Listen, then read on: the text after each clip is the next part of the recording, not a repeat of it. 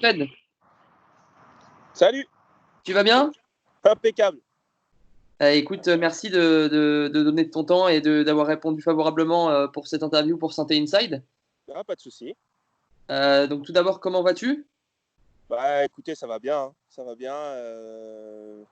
Avec ce confinement, ce déconfinement, on a essayé d'être raisonnable et en tout cas faire les choses correctement.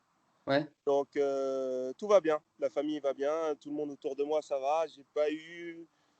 J'ai eu un cas, un décès proche, mais pas familial, mais proche quand même, un ami assez proche. Mais sinon ça va. d'accord. Tu peux nous parler, au-delà du confinement, de ta situation, de ton actualité professionnelle? On sait qu'on te voit sur RMC, que tu as passé tes diplômes d'entraîneur, etc. Donc voilà, de savoir où tu en étais, qu'on en sache un peu plus sur ton actualité. Bah voilà, bah, je continue encore à RMC, malgré il n'y a pas trop de foot en ce moment, donc on ne me voit pas beaucoup et on m'entend pas beaucoup. Mais sinon, oui, toujours à RMC. Et puis c'est vrai que j'ai en poche mon DES, qui est mon Ouais, diplôme d'état au sport, option football. Et malheureusement, je n'ai pas trouvé de club pour continuer. Je voulais aller au formateur, mais ça n'a pas pu se faire. Donc j'ai mis, on va dire entre guillemets, cette carrière de coaching de côté pour me consacrer sur du suivi de joueurs en fait individuel. d'accord. Et donc j'ai monté une structure qui s'appelle RPC Sport Agency. Il y a Ok, le site internet pour y regarder avec un ami qui va plus s'occuper du marketing. ok. Et un autre, on a signé un partenariat avec un agent qui s'appelle BC Sport Agency, Joachim Batika, pour justement aider notre communauté antillo-guyanaise à pouvoir venir faire des essais en France, faire des détections aussi là-bas aux Antilles et, euh, et pourquoi pas dénicher des talents là aux Antilles. Ok. Voilà un petit peu ce que je fais. C'est cool. Donc, Ouais. écoute, le message est passé avec le site internet. Pour revenir à ton activité chez RMC, on sait que tu participes parfois à l'after-foot Ouais. avec Daniel Riolo qui te charrie un peu depuis quelque temps sur tes playlists. Ouais. Tu souhaites lui répondre un peu? Non, mais c'est parce qu'une fois, on est parti à un match excusez-moi, hein, c'était un match de Ligue des Champions à Lyon et Ouais. il m'a charrié un petit peu sur la playlist alors que je passais que du bon son, du son des années 90. Ouais, Et comme il y avait Gilbert Bribois dans la, dans la voiture, et à un moment donné, ils ont passé du Francky Vincent. Et d'accord. depuis, Ouais. depuis ils se sont mis en tête que ça y est, j'écoute du Francky Vincent tout au long de ma journée. Et voilà, c'est comme ça que c'est resté. Et depuis, il me charrie là-dessus. Ok. Moi, c'est vrai que c'était assez drôle de vous Ouais, entendre. ouais, ouais. Y a Vous pas de problème. chamailler un peu sur ce sujet-là. Donc, on va revenir sur le début de ta carrière pro, Ouais, un peu. Donc, c'est au Nîmes Olympique que tu commences ta carrière pro en Ligue 2. Donc, après une très bonne saison, tu rejoins le Stade Rennais en 2001. c'est ça. Donc, première saison un peu compliquée dans l'élite. Et c'est la deuxième année durant laquelle tu vas véritablement exploser. Je crois que tu finis à 10 buts Ouais, à Rennes. Troisième année à Rennes, on retombe dans une année un peu plus compliquée avec des relations un peu tendues avec Laszlo Bologna, l'entraîneur de l'époque. ouais, Et donc c'est à l'issue de cette saison et dans ce contexte que tu rejoins Saint-Étienne à l'été 2004. c'est Donc ça. voilà, est-ce que tu peux nous en dire plus hein, sur ton transfert, les dessous de ton transfert? Est-ce que Eli Boep a fait le forcing pour t'avoir? Est-ce que d'autres clubs étaient sur toi? Voilà, histoire d'avoir un peu plus de compréhension et le contexte dans lequel ça s'est fait. Franchement, je pense qu'il y avait d'autres clubs sur moi, mais mon agent ne m'en avait pas parlé à l'époque. Et en fait, comment ça s'est fait, c'est que Saint-Étienne s'est manifesté justement par l'intermédiaire d'Eli Boep. Ouais, Eli Boep qui connaissait bien mon agent puisqu'il a eu Jean-Claude Darcheville à Bordeaux. Et donc, ça s'est fait un petit peu comme ça. Eli Boep qui part à Saint-Étienne. Moi qui est en difficulté un petit peu à Rennes, il me faut du temps de jeu. Saint-Étienne qui a fait une super saison en Ligue 2 qui remonte. Et ouais, en fait, ce match-ci, j'étais en fait au match de la montée à Saint-Étienne dans les tribunes, bien sûr incognito. ouais. Et, euh, et ça s'est fait comme ça. Le lendemain, on s'est vu avec le coach, avec les dirigeants. Voilà, ça s'est fait très naturellement avec Elie et les dirigeants, tu vois. D'accord, ok. Franchement, ça s'est fait rapidement. D'accord. Non, ça, tu vois, c'est une anecdote intéressante de savoir que tu étais au match de la montée incognito à Geoffroy Guichard dans les tribunes. Donc, du coup, ta première saison avec les Verts, elle est plutôt très bonne individuellement. Tu Ouais, finis 11 buts. Donc, elle est bonne individuellement, mais aussi collectivement. Vous finissez sixième. ouais. Donc, On a fait une super saison, ouais. voilà, une super saison. Donc, raconte-nous un peu cette année d'adaptation dans le Forêt et ce qui faisait votre force cette année-là. Au départ, c'était difficile. Au départ, puisqu'on venait de remonter, les Ouais. résultats n'étaient pas très bons, Ouais, le début de championnat a euh, été compliqué, ouais. étaient compliqués. Moi, j'avais senti un petit peu d'amertume, tu sais, par rapport aux supporters, Ouais. parce que il y avait leurs chouchous, tu vois, il y avait leurs joueurs, Lilian Compan, tout ça, qui étaient là, qui ont fait la montée, le coach qui est parti. Ouais. Voilà, les supporters, ils étaient beaucoup en run contre les dirigeants, mais aussi, je pense que notre adaptation aussi, elle n'a pas été aussi rapide que ça avec Pascal.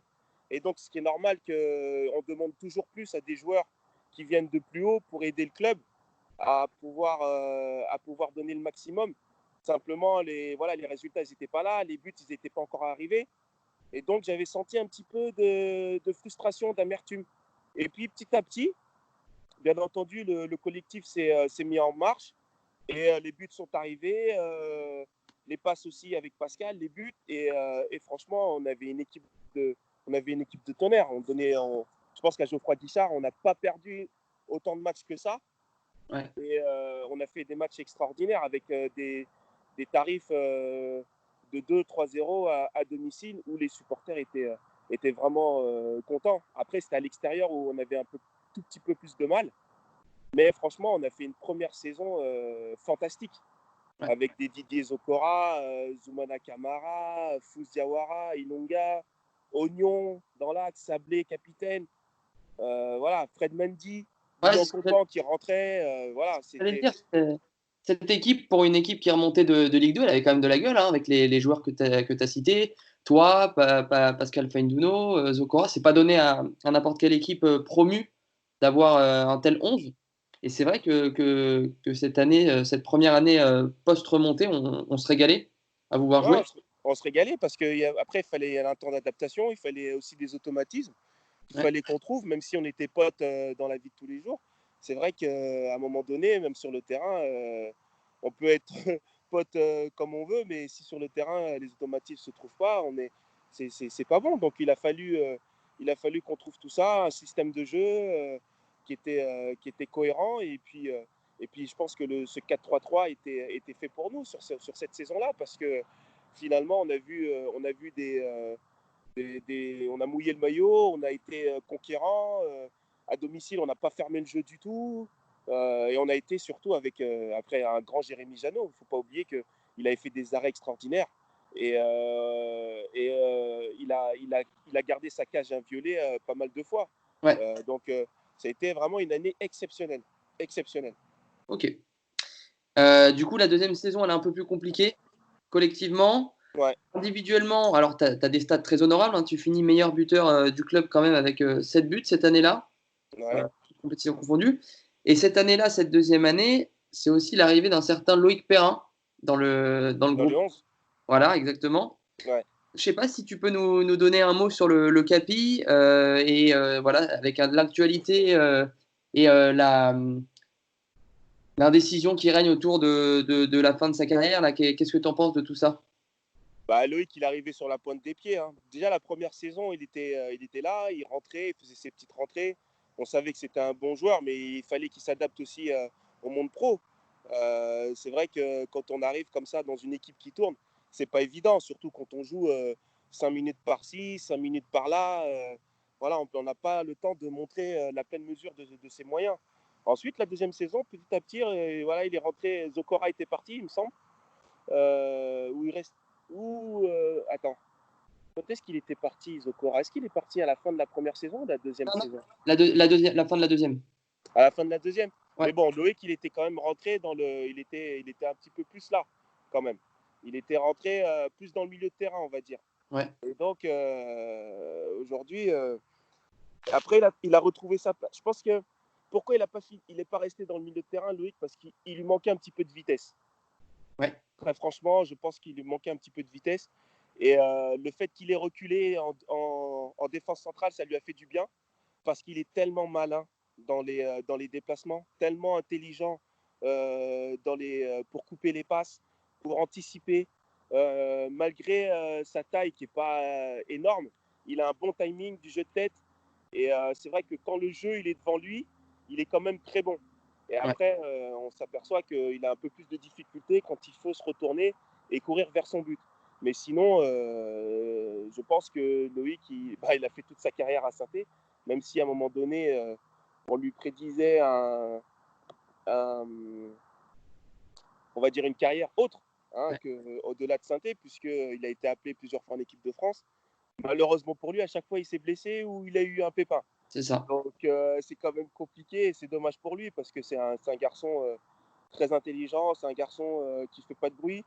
Et je pense que après Julien Sablé, ça a été un capitaine très bon pour Saint-Étienne. Et j'espère en tout cas qu'il va encore signer, je ne dis pas pour de nombreuses années, mais parce qu'il a quand même pas mal de pépins physiques sur ces dernières années. Mais quand même, il est là dans un effectif. C'est quand même quelqu'un qui peut beaucoup aider encore Ouais. et qui peut rendre service pour Saint-Étienne encore pour de nombreux matchs. C'est clair. Et je pense que ça serait dommage pour lui. Comme tu l'as dit, c'est un symbole énorme à Saint-Étienne de le voir finir sur une fin de carrière comme ça avec le contexte actuel. C'est clair. Bah ouais, ça serait pas bon. Ça serait pas bon. C'est clair. J'espère en tout cas qu'il va signer et que derrière sa signature, il a encore des projets avec Saint-Étienne. Parce que Ouais, je ouais. pense que c'est quelqu'un qui doit rester dans le club. Forcément. C'est un modèle. Donc, du coup, ça, c'était pour la deuxième année. La troisième année, alors la première partie de saison, plus précisément de 2006. Ouais. Là, je vais parler, j'enlève le côté Saint-Étienne Inside. Je te parle vraiment en tant que supporter de Saint-Étienne. Pour moi, c'est une des meilleures attaques que j'ai vues à Saint-Étienne et un des meilleurs duos, ton duo avec Ilan. Tu finis la première partie de saison à 6 buts et 6 passes décisives. Comme je l'ai dit, une entente qui marche à merveille pardon, avec Ilan. Il y avait aussi Pascal dans ce trio d'attaque.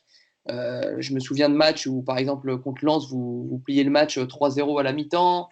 Contre Paris, vous gagnez 1-0 sur un but d'Ilan et je crois que c'est toi qui as la passe D. On se régale vraiment avec un nouveau coach à la baguette, Ivan Asek. Van Asek, ouais. Voilà, si tu peux nous parler de lui, quel coach il était, quelle différence avec Eli Boep. Bah, il nous a montré la couleur tout de suite, hein. Dès le stage. De toute façon, on a vu que c'était quelqu'un de très rigoureux et qui avait envie, en tout cas, de performer. Donc, on a eu 4 entraînements par jour pendant la semaine. Donc, le matin, le footing, ensuite une séance à 10h et ensuite une séance à 16h. Et le soir, pour couronner le tout, une séance à 20h30 avec abdos, gainage et coordination. Donc, ça nous a, ça nous a fait un choc énorme puisqu'on n'avait pas l'habitude. On avait l'habitude de 2, voire 3 quelquefois, mais 4 entraînements par jour. Et pendant la préparation, c'était énorme. Et ça, Ouais. c'était vraiment une grosse différence. Donc, on a eu. Il faut se rappeler aussi que le premier match, on l'a perdu à domicile Contre Sochaux, ouais. contre Sochaux. Et j'avais l'impression qu'on n'était pas vraiment encore en jambes. On D'accord. n'était pas encore en jambes, on était encore lourd. Mais quand la machine elle est partie, on a eu c'est vrai, des séquences de Ouais, ouais. matchs Ouais. exceptionnelles. Ouais. Exceptionnelles. Ilan il est arrivé dans ce groupe, on dirait qu'il était là depuis une dizaine d'années. Et c'est vrai que notre entente, elle s'est faite naturellement parce que au départ aussi, il a su être intelligent de venir rentrer dans le moule tout calmement, tout simplement. Et avec Pascal, tout le monde a adopté Ilan finalement. Et c'est Donc, vrai que cette entente, elle a été cordiale. Et sur le terrain, il me donnait, je lui donnais, Pascal lui donnait, on rendait à Pascal. Et c'est ça qui était important pour nous. Et les matchs, ils ont été pliés comme ça, avec une belle entente. Une belle entente. Et puis aussi derrière, faut pas oublier, derrière aussi, c'était costaud, c'était cohérent. mm. On avait vraiment un bloc équipe qui était costaud. Ouais, c'est clair, mais ça se ressentait, hein, que, comme tu le dis, même au milieu, il y avait des joueurs qui, comme je pense à Christophe Landrin, Marek Heinze aussi, qui était techniquement très très fin. Derrière, Zoumana Camara, Oignon, Ilunga. Enfin, franchement, c'était une équipe super solide et très très agréable à voir jouer. Et c'est marrant qu'on parle d'Ivanasek parce qu'il me semble que c'est Fousseni Diawara qui a accordé une interview au Progrès ce matin Ouais. et qui parlait d'Ivanasek et qui parlait de sa rigueur tactique, voilà, du sens du sacrifice et de cette rigueur qu'il avait imposée au sein du club. Et ça rejoint tout à fait ce que tu dis. D'accord. Donc, on l'a dit, 6 buts, 6 passes décisives durant cette première partie de saison en 2006. Ouais. Donc, durant ces 2 saisons et demie, pour faire un résumé de tes vertes années, ton meilleur souvenir? Mon meilleur souvenir sur ces 2 années, je pense que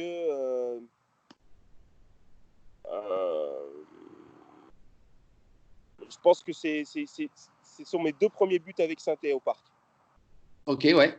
Quand vous faites 2-2 au parc. Ouais, quand on fait 2-2 au parc, pourquoi? Parce qu'au départ, c'était très difficile. Je me rappelle, c'était au mois d'août, mais le départ avec Saint-Étienne, c'était très difficile. On était un petit peu décriés, c'était dur. Et bam, un promu qui va faire 2-2 au parc, Ouais. avec un doublé de Fred Picken. Et là, franchement, là, je pense que c'est mon meilleur souvenir. Ok. Le joueur dont tu étais le plus proche? Pascal Ok. Pascal Feindouno. Feindouno, ouais. Et celui qui t'a le plus marqué, alors pas forcément techniquement, parce que là, on se doute bien que c'est Pascal, mais voilà, en général, le joueur qui t'a le plus marqué durant ta période stéphanoise? Jérémy Janot, sans aucun doute. Jérém, ok. J'aurais pu mettre aussi Julien Sablé, mais Jérémy Janot, c'était le fantasque. Ouais, clair. Le mec, le top, le top. Jérémy Janot. Bah écoute, c'est noté. C'est cool d'avoir ces